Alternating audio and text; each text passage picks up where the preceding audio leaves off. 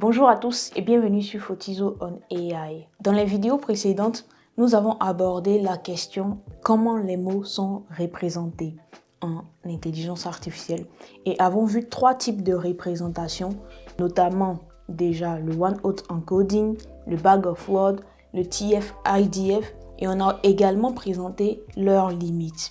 Aujourd'hui, nous allons voir une représentation qui permet de combler les limites du TF-IDF et de toutes les autres représentations précédentes. Avant de commencer, n'hésitez pas à vous abonner si ce n'est pas encore fait et c'est parti, prenez place.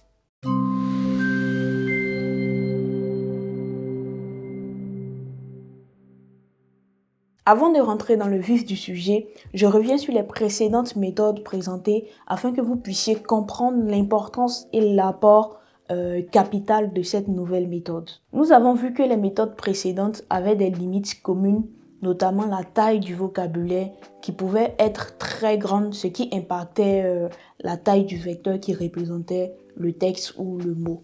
On a aussi vu que les différentes méthodes ne capturaient pas les relations sémantiques entre les mots et ne prenaient pas en compte le contexte d'un mot. Donc le problème, c'est que ces méthodes considéraient chaque mot comme étant indépendant, sans lien sémantique avec les autres mots. Dans une phrase en fait, c'est-à-dire un mot est considéré de manière indépendante. Par exemple, on ne pouvait pas déduire des représentations que chien et chat appartenaient à une même famille d'éléments qui sont des animaux domestiques. Pour un ordinateur, que ce soit roi et reine, étaient aussi différents que roi et table. Et ça, c'est ouf quand même en fait. Ça veut dire qu'on ne pouvait pas faire de lien entre les différents concepts en fait. On n'avait aucune notion de proximité. Donc c'était un réel frein pour le traitement automatique de texte. Au début de la série, comment les mots sont représentés, je vous parlais du fait que les ordinateurs traitent le texte sous forme de suite de chiffres. Donc la question qu'on peut se poser, c'est comment leur faire comprendre le sens des mots, leurs relations et leur contexte. C'est là qu'intervient les word embedding, parfois appelés en français plongement lexico. Bon, c'est un peu...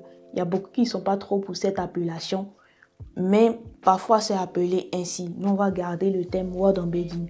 Donc c'est une avancée majeure qui a bouleversé le traitement automatique de la langue. Les word embedding, c'est une méthode en fait qui permet d'avoir la représentation des mots d'un vocabulaire sous forme de vecteurs de dimension finie.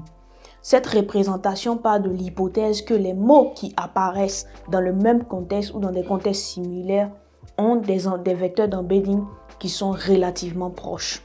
Qu'est-ce que cela peut bien signifier? Cela signifie que les mots qui partagent des contextes similaires dans un texte auront des représentations vectorielles proches dans l'espace des embeddings en fait. Donc par exemple, dans la phrase « Le chien dort sur le canapé », le mot « chat » apparaît souvent dans des contextes similaires à « chien ».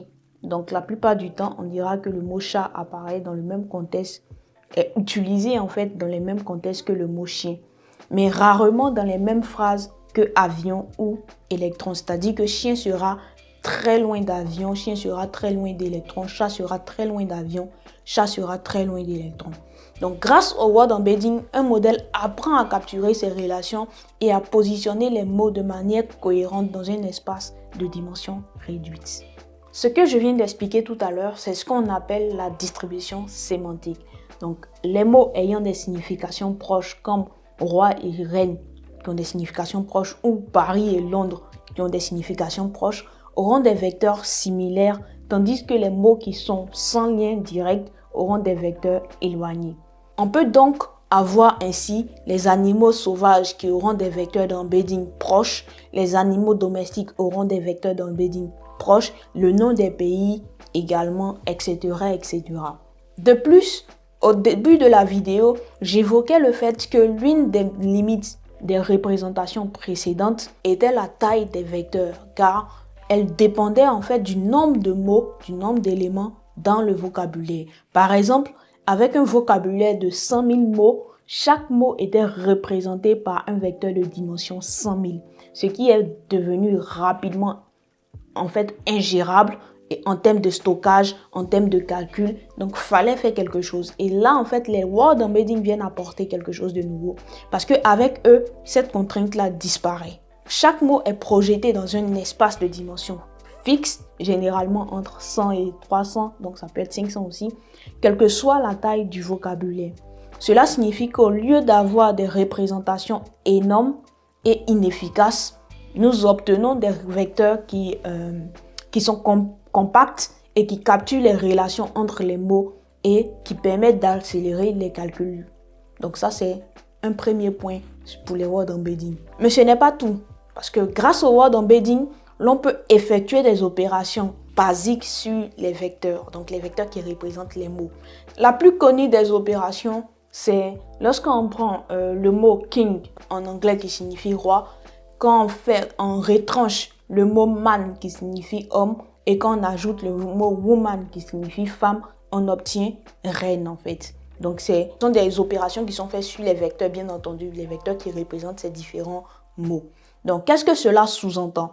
Cela sous-entend tout simplement que si l'on prend le vecteur qui représente le mot king, quand on retranche le vecteur qui représente le mot man, auquel on ajoute le vecteur qui représente le mot woman, on obtient le vecteur qui représente le mot queen, tout simplement. Ce qui revient encore à dire que l'homme est au roi, ce que la femme est à la reine. Très intéressant, j'aime beaucoup ce genre d'analogie. Donc, voici quelques exemples encore d'opérations mathématiques intéressantes sur les vecteurs qui permettent de capturer des relations. Par exemple, si on prend pays et capitale, on prend les vecteurs qui représentent les mots pays et capitale, on pourra les représenter dans un espace où les noms des capitales seront proches de ceux des pays. Donc, on aura en fait des noms qui seront... tout ce qui est Paris, tout ce qui est nom de capitale sera très proche de tout ce qui est nom de pays en quelque sorte. Donc, il y aura un lien entre les capitales et les pays. Donc, là, on peut faire cette opération qui est Paris moins France plus Italie égale à Rome. C'est-à-dire, on prend Paris, quand on enlève le pays et qu'on rajoute en fait l'autre pays, on aura la capitale qui est Rome tout simplement. Donc, on enlève à Paris ce qui fait qu'elle est française en fait et on rajoute quelque chose qui fait qu'elle devient italienne en quelque sorte. C'est pourquoi on obtient Rome. On peut également effectuer ces opérations sur le pluriel ou le singulier. Donc on aura les mots qui représentent le singulier, qui sont au singulier, qui seront regroupés ensemble. On aura aussi les mots qui sont au pluriel, qui seront regroupés ensemble. Et donc on peut avoir cette opération qui est dog, chien au pluriel, dogs plutôt. Il faut que je prononce bien le S, sinon ça n'a pas de sens. Qui est chien au pluriel, moins dog, plus chat, donc cat égale à cats. Donc c'est un peu subtil, mais comme il y a l'exemple qui est présenté, je pense que vous comprenez mieux avec l'exemple. Ce qui veut dire qu'on prend des chiens et on enlève en fait ce qui fait qu'ils sont des chiens. Donc on enlève le mot chien et on ajoute en fait un mot chat pour dire qu'on veut maintenant des chats au pluriel. Donc c'est ce qu'on obtient. On peut aussi avoir des relations au niveau des genres. Donc masculin, féminin, un peu comme queen qu'on a vu tout à l'heure, mais également au niveau en fait des filiations, donc notamment frère, sœur et tout ça. Donc si on prend par exemple brother, donc qui veut dire frère, quand on enlève en fait ce qui fait de lui un homme et qu'on rajoute en fait une caractéristique féminine, on obtient tout simplement une sœur.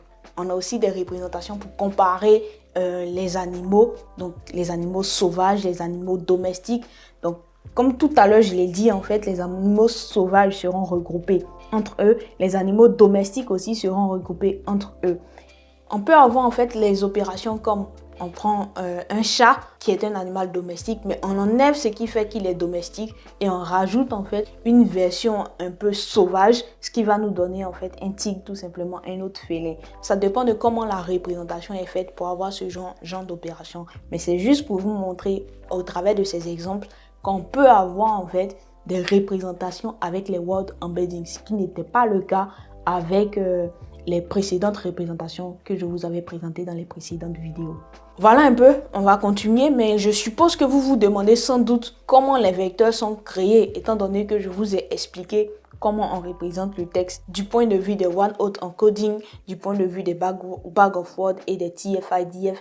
Donc je pense que peut-être vous vous attendez à ce que je rentre un peu dans beaucoup plus de détails en fait pour les word embedding. Mais là, c'est beaucoup plus poussé en fait. Je vais faire simple sans entrer dans trop de détails pour pas vous perdre. Donc, ce qui va se passer, c'est que dans un premier temps, il est important de savoir qu'on a besoin d'un gros corpus de texte, donc d'un large corpus de texte qui peut être dans la langue que vous souhaitez. Donc, si vous travaillez sur du français ou sur de l'anglais, donc un grand corpus de texte français ou un grand corpus de texte anglais.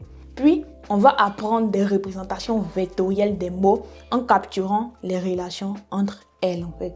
Par exemple, si nous avons la phrase « le chat dort sur le canapé », le modèle va apprendre que le mot « chat » apparaît souvent avec « dort »,« canapé » et « le », en fait, tous les mots de cette phrase-là, et ajustera ses vecteurs en conséquence, donc va les rapprocher la plupart du temps. Plus le modèle est entraîné sur un large corpus et varié, plus les embeddings deviennent précis et capables de capturer les relations sémantiques et syntaxiques entre les mots. Si vous voulez que je rentre dans des détails pratico-pratiques, n'hésitez pas à me dire cela en commentaire et ceci fera l'objet d'une vidéo. Si on revient maintenant à la vidéo, donc comme je ne peux pas vous expliquer ici une version très poussée des word embedding, on va revenir à notre version en fait qui est assez générale. Donc, il faut savoir que la création des word embedding a apporté beaucoup au domaine du traitement automatique de la langue. Je ne cesse de le dire en fait. Et cela a amélioré les applications comme la traduction automatique, l'analyse de sentiments, la génération de textes. Aujourd'hui, on parle d'IA générative, mais c'est parce qu'on est passé par les word embedding qu'on a pu avoir ces modèles qui sont performants aujourd'hui. Néanmoins, c'est important de signifier qu'il y avait toujours des limites au word embedding pour avoir une bonne représentation de la langue. Tout à l'heure, rappelez-vous, je vous ai dit que les embeddings permettaient de représenter un mot sous forme de vecteur de dimension finie en partant de l'hypothèse que les mots qui apparaissent dans les contextes similaires ont des vecteurs d'embedding relativement proches. Le problème ici, c'est que chaque mot a une seule et unique représentation, quel que soit le contexte dans lequel il est utilisé. En réalité, on sait que ce n'est pas le cas. Un mot peut avoir plusieurs significations selon la phrase où il apparaît. Prenons par exemple ces deux phrases. Donc, je suis un avocat, je mange un avocat. Avec les word embedding, une représentation unique est assignée à chaque mot. Ainsi, le mot avocat et le mot avocat, bon, c'est un peu difficile en fait à l'oral de comprendre ce que je veux dire. Donc, ce que je veux dire, c'est que le mot avocat, dans la première phrase qui désigne la profession de quelqu'un, et le mot avocat qui représente le fruit, auront la même représentation, en fait, auront le même vecteur d'embedding. Cela signifie que si deux mots sont homographes, ils auront le même vecteur d'embedding. C'est une très grande problématique, par exemple dans le cas de la traduction automatique, et on peut avoir des résultats médiocres. En effet, le modèle peut interpréter cela comme si la personne était un fruit dans le cadre de « je suis un avocat » si le mot avocat est associé au fruit, sinon à un cannibale pour la deuxième phrase si cela est associé au métier de la personne. Donc, la question qu'on peut se poser là, c'est comment faire alors si les word embedding ont des limites? J'ai une bonne nouvelle pour vous. En 2017, une révolution a eu lieu et a permis de corriger les limites des word embedding. Il s'agit des contextual word embedding, donc des embeddings contextuels tout simplement. Donc, contrairement au word embedding vu précédemment, ces nouvelles méthodes permettent d'attribuer à un mot une représentation différente en fonction du contexte dans lequel il apparaît. Ça, c'est génial en fait. Il permet de capturer la signification d'un mot en fonction de son utilisation dans un texte donné. Ainsi, le vecteur d'embedding d'un mot varie en fonction du contexte dans lequel le mot est utilisé. Donc, dans notre cas, le mot avocat, qui est le fruit, et le mot avocat, qui est le métier, n'auront pas les mêmes vecteurs d'embedding. Donc, cela est possible parce que les modèles pour les embeddings contextuels analysent le texte dans son ensemble, en fait. Et ça, c'est très intéressant afin de créer des représentations pour chaque mot. Donc, c'est-à-dire, on ne va pas prendre comme tout à l'heure pour les word embedding, on prenait un mot et on disait, bon, la plupart du temps, il est utilisé dans ce contexte-là, donc le mot à une représentation, mais on va regarder en fait dans l'ensemble des textes comment le mot est utilisé. Prenons par exemple un modèle pour mieux comprendre les choses. On l'appelle BERT. Bon, je ne rentre pas dans les détails comme je vous ai dit en fait, mais dites-vous que c'est un modèle qui a été créé en 2018 et qui a apporté beaucoup au traitement automatique de la langue à l'époque. BERT en fait prend en compte toutes les informations autour d'un mot, à la fois à gauche et à la fois à droite de ce mot, en analysant les relations entre les mots dans les deux directions. Cela lui permet de mieux comprendre les contextes complexes comme ceux qui dépendent des relations entre plusieurs mots dans une même phrase. Pour comprendre ce contexte, il apprend à faire deux choses. D'abord, à prédire les mots manquants dans une phrase en se basant sur le contexte. Par exemple, dans la phrase « Le chien dort dans le jardin », on va masquer le mot « chien » et demander au modèle de prédire le mot « chien ». Donc ça, c'est dans un premier temps ce qu'il fait. Dans un second temps, il apprend parallèlement à dire si deux phrases se suivent, en fait, si l'une suit l'autre ou pas. Les embeddings contextuels apportent quelque chose de très intéressant par rapport aux méthodes précédentes parce qu'ils permettent de modéliser de manière plus fine le langage. En effet, ils sont capables de saisir les relations entre les mots et les phrases, de tenir compte du contexte global et d'ajuster leurs réponses selon ce qui se passe autour du mot. Et ça, c'est très intéressant en fait. Et c'est pour ça que les modèles que vous voyez apparaître, notamment les GPT, tout ce qui est basé sur GPT, ChatGPT et tout ça, ils utilisent en fait des embeddings contextuels qui permettent justement de générer du texte de manière plus fluide, tout simplement parce qu'ils regardent autour des mots. Tout ce que je viens d'expliquer rend les embeddings contextuels capables d'être utilisés pour des tâches comme par exemple répondre à des questions de manière précise en prenant en compte l'ensemble du texte, faire de la traduction automatique en respectant tout ce qui est nuance ou de la langue d'origine, analyser le ton des messages, comme déterminer si un texte est plutôt positif ou négatif, donc la polarité du texte, de générer aussi du texte fluide comme on a pu le voir avec ChatGPT et autres. Cependant, malgré ces avancées impressionnantes, il reste des défis à relever bien entendu, donc quelle que soit la méthode, il y a toujours des défis. Donc ce sont des modèles en fait, tous les modèles basés sur les embeddings contextuels sont très coûteux en termes de ressources computationnelles, c'est-à-dire les ressources nécessaires pour faire le calcul. Ce qui nécessite en fait des infrastructures très puissantes. Je sais que vous avez beaucoup entendu parler du fait que les grands groupes recherchent en fait les cartes graphiques. Donc les cartes graphiques permettent de faire des calculs. Et c'est pour ça en fait qu'il y avait une vague autour des cartes graphiques. C'était beaucoup demandé en fait parce qu'il faut beaucoup de cartes graphiques justement pour faire les différents calculs en fait en se basant sur les embeddings contextuels. De plus, il y a toujours des questions éthiques qui restent en fait. Certes, dans les autres méthodes, je ne parlais pas des questions éthiques, notamment dans les word embedding, mais il y a aussi des questions éthiques. Mais c'est encore plus accentué en fait dans le contextual word embedding. Donc, on peut avoir en fait des embeddings qui reflètent les préjugés de la société. Tout simplement parce que les corpus sur lesquels ils ont été appris en fait ont des préjugés en fait. Et du coup, malheureusement, on a des problèmes éthiques. Pour terminer cette vidéo, en résumé, on pourra dire quoi que l'arrivée des embeddings contextuels a permis une compréhension beaucoup plus fine du langage naturel et a ouvert la voie des applications très avancées. Donc, ces modèles ne se contentent pas simplement de voir un mot comme un simple mot, un vecteur statique, mais ils tiennent compte du contexte global de ce mot-là, de comment il est utilisé en fait, ce qui les rend beaucoup plus adaptés aux tâches complexes. Nous arrivons au thème de cette vidéo. Donc maintenant, vous êtes censé savoir en fait comment les mots sont représentés sous format numérique en intelligence artificielle. Mais est-ce que vous savez dans quel domaine et quelles applications ces représentations sont utilisées? Je l'ai dit un peu plus haut, mais on va aller plus en détail dans les prochaines vidéos. Merci d'avoir suivi cette vidéo. N'hésitez pas à liker, commenter et partager si elle vous a plu. Bon, ça je le dis tout le temps, je pense que vous commencez à être habitué à cela. N'hésitez pas également à vous abonner si ce n'est pas fait selon les stats Il y a beaucoup qui regardent ces vidéos mais qui ne sont pas abonnés. Donc, abonnez-vous pour ne pas manquer les prochains épisodes. Sur ce, on se dit à bientôt sur Fotizo on AI.